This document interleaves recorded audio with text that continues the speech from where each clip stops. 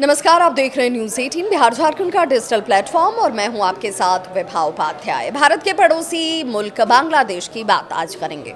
जी हां, वो बांग्लादेश जो अपने ही देश में जिस तरीके के हालात से इस वक्त गुजर रहा है वो किसी से छिपी बात नहीं है। भारत ने अपने इरादे साफ कर दिए हैं, लेकिन जिस तरीके से पाकिस्तान को चाइना का सहयोग कह लीजिए, एक तरीके से पाकिस्तान को उकसावे के लिए आगे बढ़ाने के तौर पर सहयोग की बात हो, पाकिस्तान के लिए चाइना कर रहा है, वैसी ही स्थिति इस वक्त बांग्लादेश में तुर्की की तरफ से नजर आती है।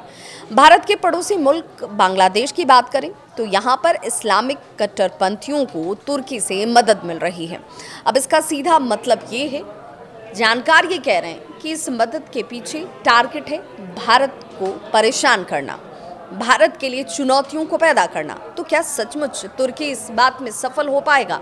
तुर्की को एक बड़ा मैसेज प्रधानमंत्री नरेंद्र मोदी की तरफ से साफ तौर पर दिया गया था। भारतीय लोगों की तरफ से वहाँ पर यात्रा को स्थगित कर, वहाँ पर लोगों के बनाए हुए प्रोडक्ट्स को नकार कर अपना मकसद साफ कर देने की बात आपने अब तक देखी होगी। लेकिन कई रिपोर्ट्स इस वक्त सामने आए और उन रिपोर्ट्स का हवाला दिया जाना ज़रूरी है। रिपोर्ट्स ये कहते हैं कि तुर्की की खुफिया एजेंसी जो है वो बांग्लादेश से कट्टरपंथियों को वित्तीय और रसद की सहायता जो है वो उपलब्ध करा रही है। न्यूज़ 18 की रिपोर्ट की बात करूंगी तो इस रिपोर्ट के मुताबिक खुफिया सूत्रों के हवाले से इसकी जानकारी साझा की गई। एर्दोगन के इस्लामिक एजेंडे को आगे बढ़ाने में लगी तुर्की की खुफिया एजेंसियां बांग्लादेश में खास तौर पर जमाते इस्लामी पर खूब मेहरबान हैं। आखिर अचानक से ये मेहरबानी क्यों की जा रही है, ये भी सवाल है। इस मेहरबानी के एवज में तुर्की को क्या हासिल होगा, ये दूसरा बड़ा सवाल है। और क्या इस वक्त भारत के ऊपर दबाव बनाने की कोशिश जो है वो तुर्की, चाइना इनके तरफ से, और उसके लिए हथकंडा या यूं कहने की गर्दन का इस्तेमाल बांग्लादेश या पाकिस्तान का किया जा रहा है। जमात इस्लामी वही संगठन है जिसके पाकिस्तान की खुफिया एजेंसी आईएसआई से भी पुराने रिश्ते रहे हैं। इनफैक्ट ये रिश्ते सिर्फ पुराने नहीं हैं, बड़े मजबूत रिश्ते हैं। आईएसआई के इशारे पर इसने शेख हसीना के खिलाफ हिंसक प्रदर्शन में अपनी भूमिका निभाई थी, इसकी चर्चा सभी के बीच हुई। रिपोर्ट में यह भी कहा गया कि तुर्की का समर्थन केवल वैचारिक ही नहीं बल्कि एक वित्तीय मदद के तौर पर भी देखा जा रहा है। ढाका के मोग बाजार में जमात के कार्यालय का एक तरीके से फिर से रिनोवेशन करना, नवीनीकरण करना, उसे एक बार फिर से बनाना, ये इसका एक उदाहरण है। ये माना जा रहा है कि इसे तुर्की की खुफिया एजेंसियों से जुड़ी हुई संस्थाओं से वित्तीय पोषित किया गया है। इसका मतलब ये हुआ कि वित्तीय सहयोग जो है वो तुर्की की तरफ से दिया गया और यहाँ पर इस इंफ्रास्ट्रक्चर को खड़ा किया गया। मकसद भी आप बखूबी समझ रहे होंगे।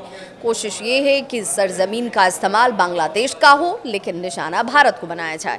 संगठन के रचनात्मक आधार की बात करें तो उसको मजबूत करने का एक प्रयास यहाँ पर शुरू कर दिया गया है तुर्की की तरफ से। जमात इस्लामी की स्थापना आपको 1941 में इस्लामिक विचारक अबुल मौदूदी ने की थी और देश की आज़ादी के साथ ही जब बंटवारा हुआ तो इसने शरिया कानून से शासित इस्लामिक राज्य बनाने के मिशन के साथ पूर्वी पाकिस्तान, जो कि अब इस वक्त बांग्लादेश में प्रवेश कर चुका है, इससे तब जमात इस्लामी पाकिस्तान के नाम से जाना जाता था। हालांकि 1971 की बात करें तो बांग्लादेश मुक्ति संग्राम में पाकिस्तान की सेना के साथ मिलकर इसने पूर्वी पाकिस्तान के बंगाली मुसलमानों के साथ जो किया उसने इसका नाम काले अध्याय में एक तरीके से लिख दिया, अंकित है वो। लोग उसे इसी रूप में जानते और समझते भी हैं। बांग्लादेश बनने के बाद ये जमात इस्लामी बांग्लादेश के नाम से सामने आया और बांग्लादेश में शेख हसीना की सरकार के पिछले साल, जो कि इसके ऊपर प्रतिबंध लगाया गया था, लेकिन यूनुस शासन ने इसे एक बार फिर से हटा दिया। सिर्फ प्रतिबंध ही नहीं हटाया गया, सरकार के दबाव वाली न्यायपालिका ने जमात इस्लामी का राजनीतिक पार्टी के रूप में पंजीकरण भी करवा दिया।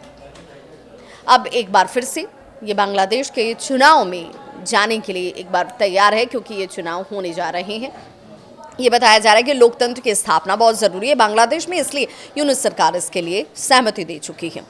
हालांकि इसके पीछे का कैलकुलेशन कुछ और ही है। जिसे मोहम्मद यूनुस ने अप्रैल 2026 में कराने की घोषणा तो की है। अब इस पर सबकी निगाहें टिकी हैं। तुर्की के राष्ट्रपति रेसिप तैयप एर्दोगन की दुनिया में इस्लामी एजेंडे का विस्तार जो है वो सबको पता है, जग जाहिर है। और इसी के तहत तुर्की ने खास तौर पर दक्षिण एशिया में इस्लामिक गुटों के बीच अपनी जो है प्रभाव को बढ़ाना शुरू कर दिया है। तुर्की के संस्थानों ने दक्षिण एशियाई इस्लाम मुसलमानों को ध्यान में रखकर धार्मिक सेमिनार की बात कर लीजिए, उसे वो अब इस वक्त ऑर्गेनाइज कर रहा है। कार्यशालाओं की मेज़बानी को वो बढ़ा रहा है। नई दिल्ली के सुरक्षा रणनीतिकारों की बात करें तो उनका भी ये मानना है कि ये क्षेत्र की आबादी को कट्टरपंथी बनाने और उसे तुर्की की भू राजनीतिक महत्वाकांक्षा जो है उससे जोड़ने का काम कर सकती है। और इसीलिए ये इस वक्त संगठन जो है भारत के लिए परेशानी का सबब भी आने वाले वक्त में बन सकती है। हालांकि भारत की अपनी रणनीति है और इससे कैसे वो निपटेगा उस पर भी तैयारी ज़रूर शुरू हो गई होगी। खुफिया सूत्र ये भी कहते हैं कि तुर्की और पाकिस्तान की खुफिया एजेंसियों ने भारत को अस्थिर करने के इरादे से ये सारी कवायदें जो हैं वो शुरू की हैं। और बांग्लादेश की जमात इस्लामी के साथ राजनीतिक गठबंधन एक तरीके से कह लीजिए कि वो किया गया है और इसका असर जो है वो आने वाले वक्त में नज़र भी आ सकता है। हालांकि भारत ने अपने नेटवर्क के जरिए इस पर नज़र रखा हुआ है। नेटवर्क दक्षिण एशिया में अगर इनके नेटवर्क की बात करें तो इन लोगों की तरफ से ये कोशिश ज़रूर की जा रही कि भारत को परेशान किया जा सके। इनका नेटवर्क दक्षिण एशिया में फंडिंग के साथ ही हथियारों और चरमपंथी विचारों की आवाजाही की सुविधा को भी कहीं ना कहीं ये सुविधा जो है उसे हासिल होती है, प्रदान करता है। विश्लेषक ये भी कहते हैं और चेतावनी के तौर पर कहते हैं कि इस गठबंधन की बढ़ती ताकत, क्षेत्रीय स्थिरता और भारत की आंतरिक सुरक्षा के दृष्टिकोण से देखा जाए तो ये गंभीर चिंता को पैदा करता है और भारत को इसे बड़ी गंभीरता से इस वक्त देखना भी चाहिए।